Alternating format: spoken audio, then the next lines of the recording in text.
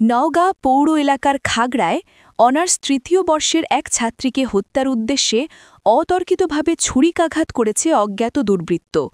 গুরুতর আহত অবস্থায় তাকে নওগাঁ সদর হাসপাতালে ভর্তি করা হয়েছে, যেখানে তার শারীরিক অবস্থা আশঙ্কাজনক। বিশেষ প্রতিনিধি সাইদুল ইসলাম হেলালের পাঠানো প্রতিবেদনে দেখুন বিস্তারিত। সোমবার ২০ অক্টোবর সন্ধ্যা ৬:৩০টার দিকে পৌর এলাকার খাগড়া মহল্লায় এই বর্বরোচিত হামলার ঘটনা ঘটে। আহত শিক্ষার্থীর নাম রাজিয়া সুলতানা মিম।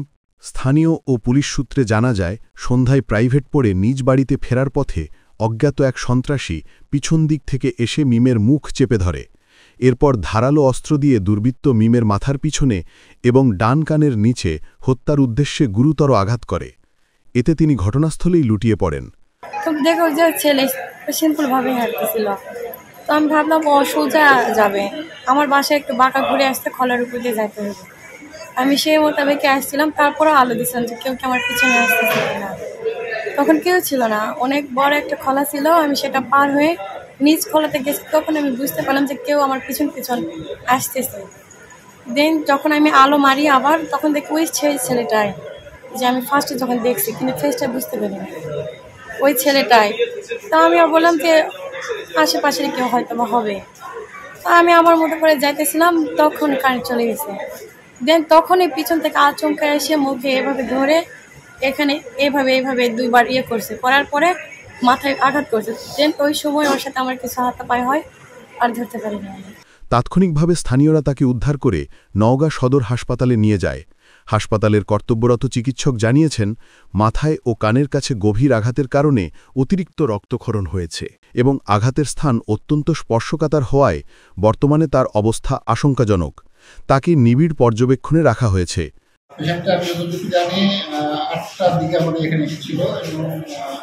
আমাদের ইভিনিং ডক্টর যে ছিল আমি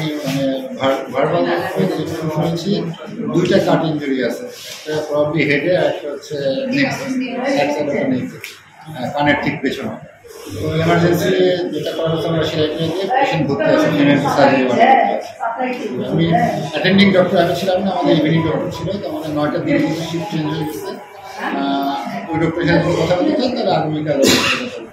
নওগাঁ সদর মডেল থানার অফিসার ইনচার্জ ওসি নূরে আলম সিদ্দিকী ঘটনার সত্যতা নিশ্চিত করে বলেন, এ বিষয়ে লিখিত অভিযোগ পাওয়া গেছে। তিনি ঘটনাটিকে ন্যাক্কারজনক উল্লেখ করে জানান, হামলাকারী অজ্ঞাত দুর্বৃত্তকে শনাক্ত ও গ্রেপ্তারের জন্য পুলিশি অভিযান শুরু হয়েছে এবং দ্রুততম সময়ের মধ্যে আইনানুগ ব্যবস্থা নেওয়া হবে।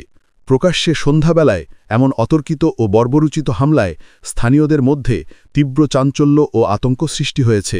স্থানীয়রা দ্রুত হামলাকারীর গ্রেপ্তার ও দৃষ্টান্তমূলক শাস্তি দাবি করেছেন।